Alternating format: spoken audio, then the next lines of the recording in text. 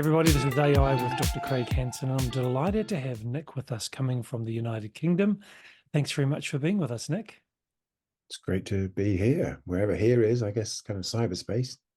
Well, it's great to be here wherever this is with you, and love that you've written the book about how people learn, and really interesting looking at your videos about the 5DI model.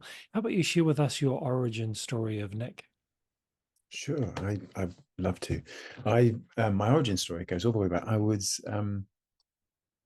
to a Quaker boarding school in the south of England, and if you haven't been to boarding school, it's a little bit like Hogwarts. So I was a curious child in a curious place, really. I was a bit of a nerd, I guess. I was interested in deep questions, philosophy and psychology, and a little bit lost, I guess. I went on to study philosophy and psychology, and then I was a psychology lecturer for 5 years. That was my first kind of proper job. And I taught and I wrote textbooks for a bit. And I was kind of fascinated by the opportunity to kind of apply what I knew as a psychology lecturer to learning. You can probably hear that's an ice cream van. If you're wondering what that noise is, we've reached the stage in kind of British summer where vans drive around and that's an ice cream van. We So call yeah, I them studied. Mr. Whippy in New Zealand.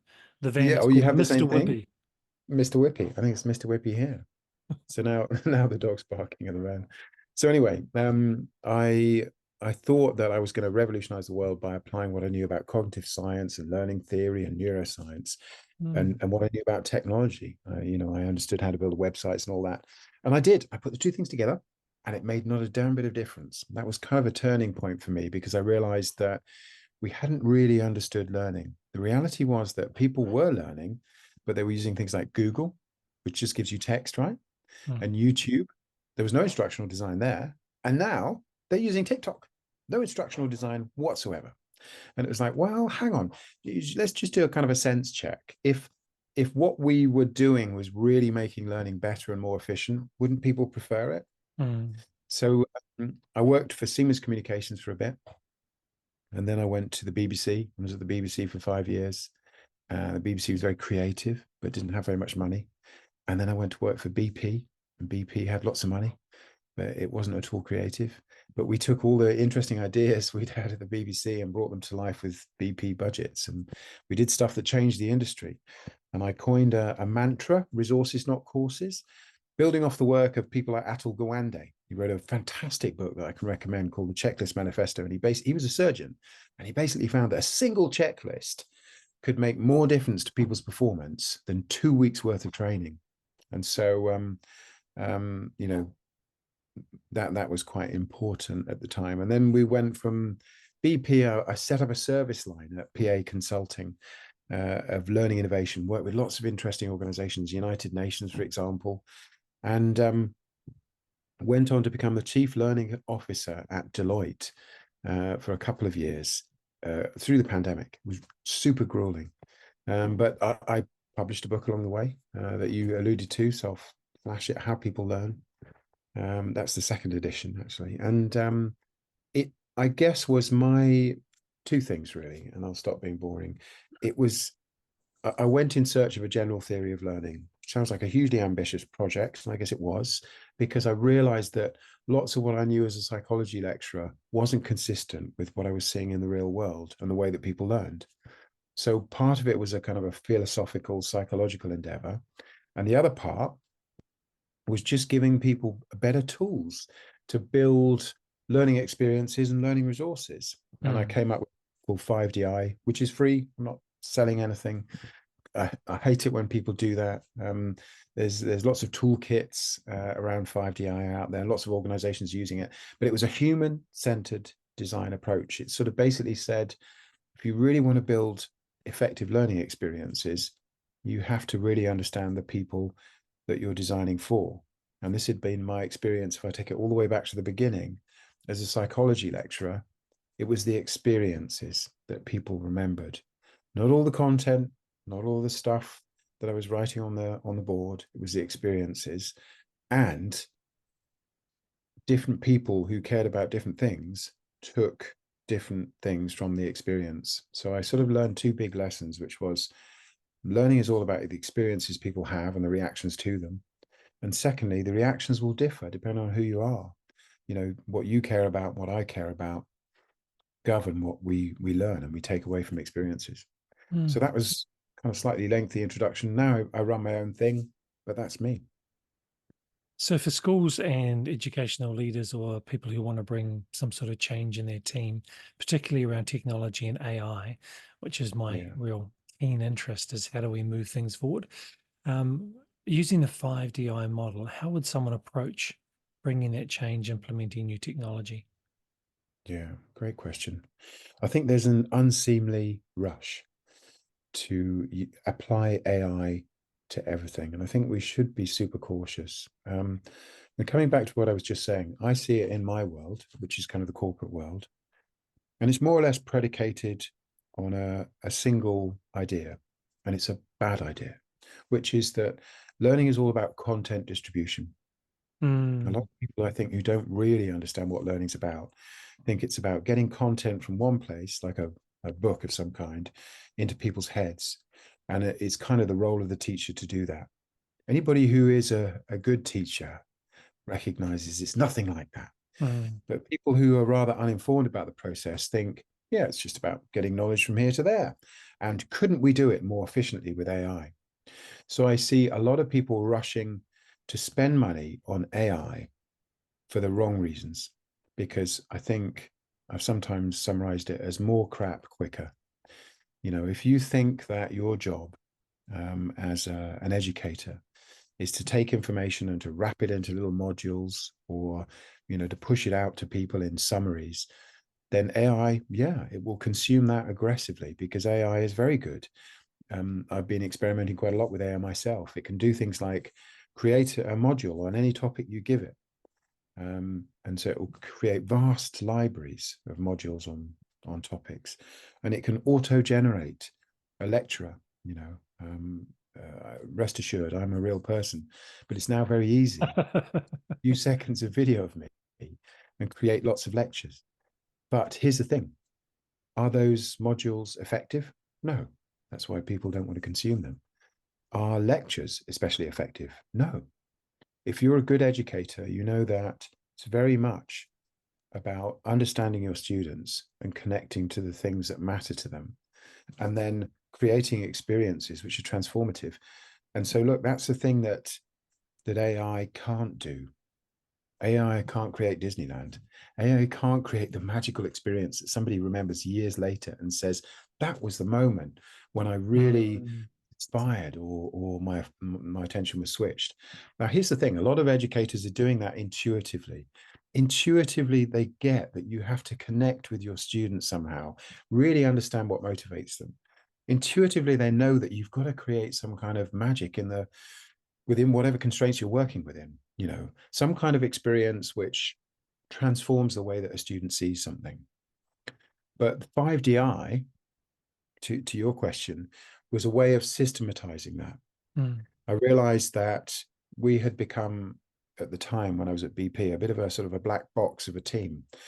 People would give us these educational challenges and we would come up with these magical solutions, but we needed to show anybody how to do that. And so 5DI stands for define, discover, design, develop, deploy, and iterate. And the actual real magic is in the first three steps. So very briefly, in define, you sit down with people and you say, what are the outcomes? So if this program that we're designing, this educational program, let's say, is to be successful, how will people be thinking, feeling, and doing things differently? What will their capabilities be? And you can already see that's quite a departure from the standard curriculum approach. It's not like mm, we test them and what will they know.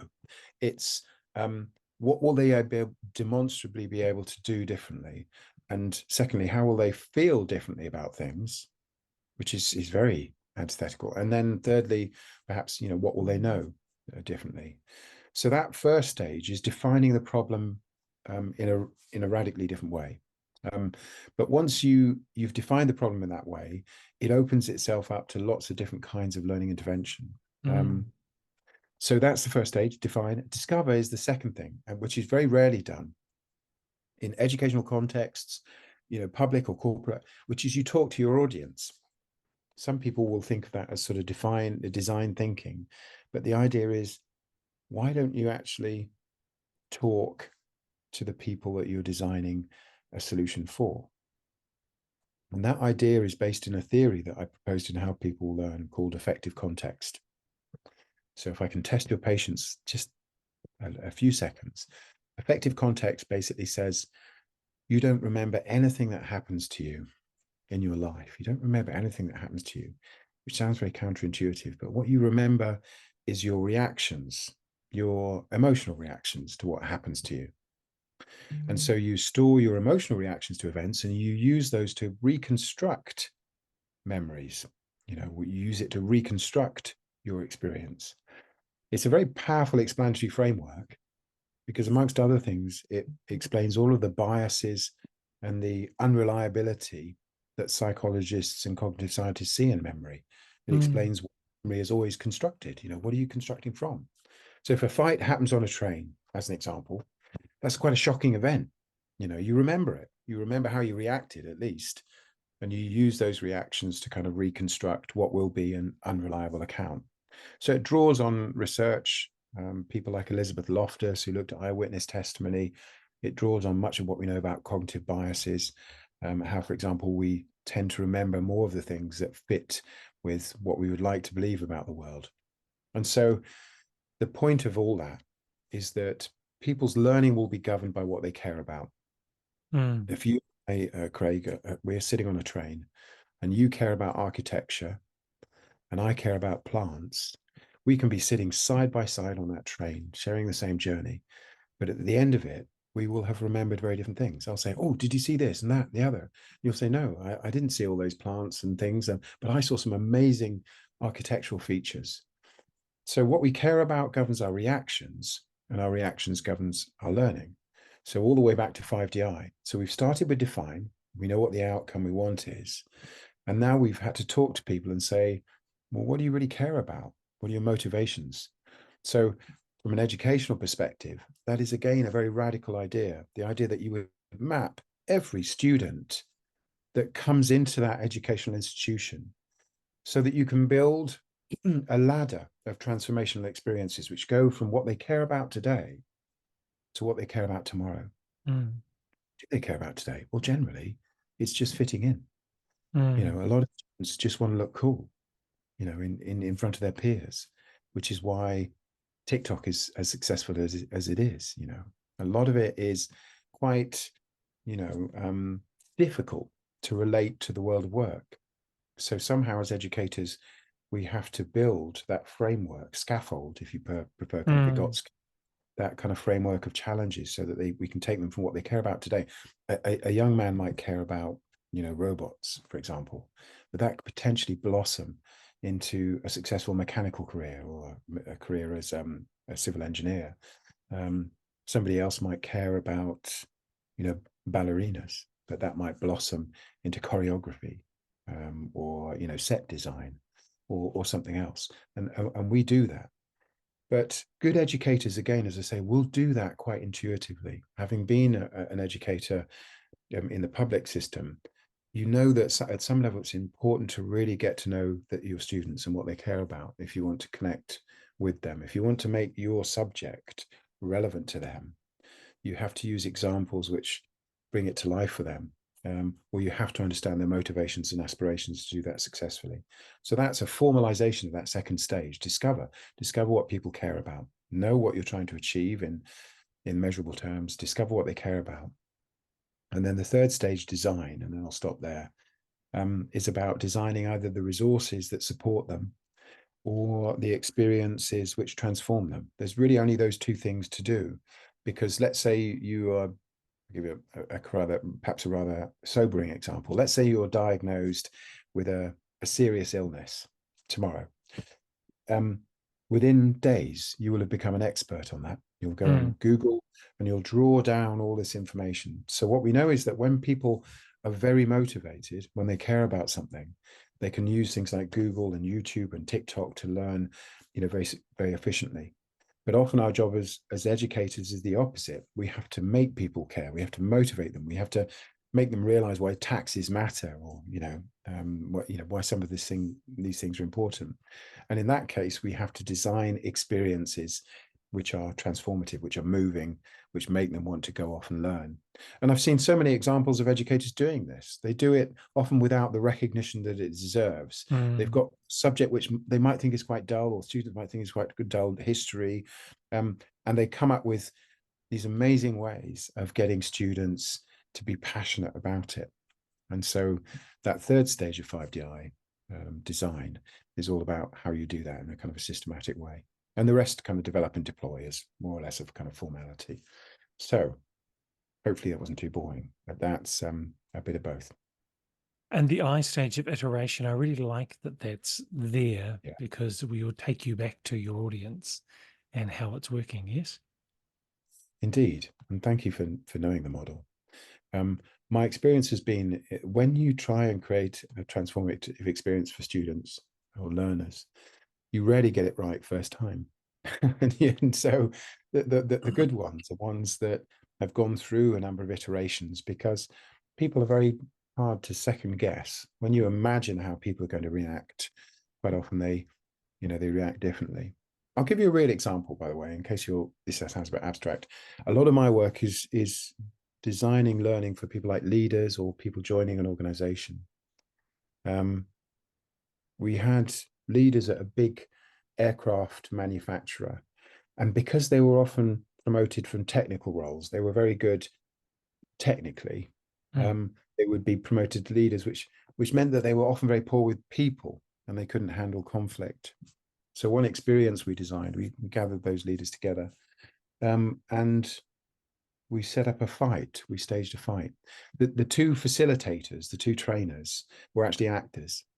And at the very start of this session, they fell out. They started arguing about the slides. One would say, I told you to take this out last night. And this escalated gradually. And they started swearing at each other. And then it became physical. And of course, all of these leaders sat there gripping the edges of their chair, thinking, well, this is terrible. Then we would stop the action and say, right, they're actors, but what did you see there? At what point did you realize that there was conflict? What did somebody say? When did they cross the line? What stopped you stepping in? Mm. What you said if you had stepped in? What was the right point to intervene? And so you get the gist. You've created an experience which makes it no longer an intellectual exercise talking about conflict, Mm. but something that people really care about. Yeah, interesting. And what were some of the reasons why they didn't step in? I think because ambiguity is a big one, and diffusion of responsibility is another. Mm. They don't know if it's their responsibility. So a lot of leaders struggle with, really taking accountability. They think somehow these things are somebody else's job. And a lot of people struggle, and this was true in BP as well. People know how to behave when the situation resembles something familiar. Um, but as soon as there's an ambiguous situation, something goes wrong, for example, on an oil rig, it's quite often paralyzing, because a lot of people are sort of running on rails. And so putting people in situations, giving people a chance to practice situations which are unfamiliar, is quite defining for them. It's an act of self-definition. If you're a coward or if you're brave. Stanley Milgram, you may have come across, did that kind of work. He put people in situations where they were being encouraged to do something unethical by an Mm. experiment. And what they learned about themselves is that they were less brave than they imagined. They were more likely to conform. But Right. once you've learned that about yourself, it's quite empowering, because it gives you the ability to kind of spot that and do things differently next time. So what we found is that by putting leaders through that conversation, through that experience, they could define themselves differently. They could say, well, next time that happens, I'm going to do this. With the organizations that you work with, what's the temperature that you're reading around AI? Is it more fear? Is it more opportunity? What do you see? Everybody wants to talk about AI, and I've been asked to talk about it many times in many places. There is fear, and it's a mixture of fear and appetite. I think there is an appetite on the part of stakeholders, as I say, often in a kind of misdirected way, to apply AI and realize kind of some sort of saving or some sort of improvement in productivity. And I think on the part of learning and development professionals, tremendous, I think, anxiety about that. It's something that they feel is coming, but they don't feel well versed in. And there are very few in practice people working within our space, learning and education, who are really getting to grips with AI. So here's the real risk, which is that somebody with a budget is sold a rubbishy solution by some Yeah, third party who yeah. says, oh, you can get rid of all those people because our solution will take that textbook and spit it into a series of digital lectures because your students aren't turning up to lectures anyway. So there you go, and you can have whoever you like. If you want Kim Kardashian to lecture you, you just press the button and instantly you can listen to whatever your curriculum is from whoever you want to hear from, and it's all magic and it's all cheap. But I think, as I say, I think that overlooks the real mechanics of learning that sits beneath that. Mm. Which is the relationship between the teacher and the students. Yes, the relationship between the teacher and the students, which opens a space for the creation of kind of transformational experiences. I Mm. think as long as people persist in this view of education, which I think is a real thing, I don't think it's just a straw man argument, that somehow it's knowledge transfer that we're doing. There will be this illusion that AI can do it better, but I Mm. don't think that's what's happening at all. I think a lot of teacher time, administrators' time is those spinning plates and everything that gets put on the plates, and understanding Yeah, that we can reduce the amount of spinning, slow things down a little bit, and leverage the technology to get some of the routine done for you. So you can do what you actually signed up for, which was spending time with learners. And as you yeah, say, discovering with them and helping them to become learners themselves. So it's not feeding of information and shoving it down their throats. It's actually going on a journey with them of this is how we learn stuff.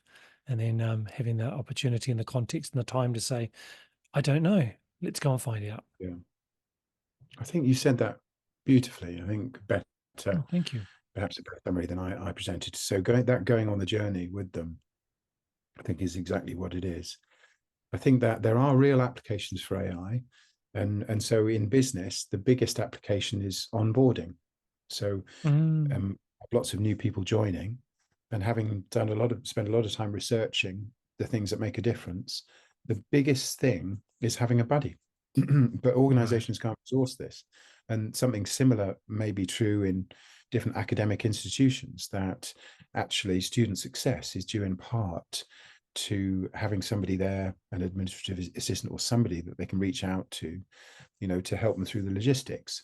So I think there is an opportunity for AI to tackle some of the bothersome admin and onboarding processes, and that would be a good application, so that that kind of thing detracts less from the learning experience, the journey, what you described as a journey. But I also think, I wonder your view on this. Actually, I remember as a lecturer having had to do a lot of marking. I was marking a lot into the evening essays, and we're at the point now where you can just kind of feed those into some sort of AI thing, and it saves you having to do any of the marking. But I'm not sure about that. Much as I hated it, I think some of that is, it precipitates important conversations. What do you think of that? I think the conversation is the key to that. So every Wednesday night I run a course, and so we have teachers from around the country that join in, and we look at some tools and we look at some theory and we discuss how we could use this. And using self-marking processes and leveraging AI to, for example, give feedback on writing for a student, we can give them the prompt and we can give them the tool and they can go away and use that. But if it's absent of the student then sitting down with the teacher and saying, this was my original, this is the feedback I got, and here are the improvements I've made, what else can I do? And having the conversation around that with the teacher. Um, Yeah, Absent of the conversation, it's a waste of time because the student's just in this loop of yeah, creating something that has no value, because if it's not brought back to the conversation and it's another step along that learning journey together with the expert, and where they need to go to next as the teacher, it's not a good thing to do. AI is just another way of wasting time. So I think that yeah. conversation piece is really important in showing the beginning and the after. Yeah, interesting. I fully support that view. I think if anything, AI could have a potentially positive benefit on education more broadly, because if you've descended into it just being transactional, Mm, then you're now trapped in this arms race where students are using AI, to generate papers, and the institution is using AI to kind of mark these and grade them and spot AI, and you just this escalation of nonsense, really, where where nothing's really being achieved. But if there's an experience at the end of that, which was always the Oxbridge model, frankly, go off and read this stuff because you're going to sit with me and we're going to talk about it. mm, Then something different is kind of happening. And if anything, I think students are largely within higher education, at least, there for the experience. And I think that's often been overlooked. And actually, if anything, AI, I hope, would force universities to think a bit harder about the experience, because that's the bit that AI can't replace mm, fundamentally. If it's just mm, shuffling bits of information around, that is at risk. But if it's about having an edifying experience where you're transformed as an individual, I don't think that's really very vulnerable to AI at this point. mm. Nick, just as we wrap up, what's the best way for people to get hold of you? Oh, I'm a public nuisance, really. You can find me pretty much anywhere. I show up in different ways on different platforms. So I'm on LinkedIn, um, Nick Shackleton Jones. I'm on Twitter. I'm not on there as much since Elon Musk took it over. I've got a website, shackleton-consulting.com, and I'm pretty active at the moment on TikTok, although that's an entirely different side to me. So that's just my Dancing. kind of musings about things. You're doing dances on TikTok? Well, no, well, thankfully, no, don't even encourage me. But I still am passionate about psychology and philosophy, and I think Mm, that I have lots of reactions as well to things that I'm seeing in the media. And I'm also on the spectrum, so occasionally I kind of talk about that, and how you can survive normal life if you're neurodiverse. So a range of things, really. wonderful. Nick, thank you so much for your time. Thank you. Thanks.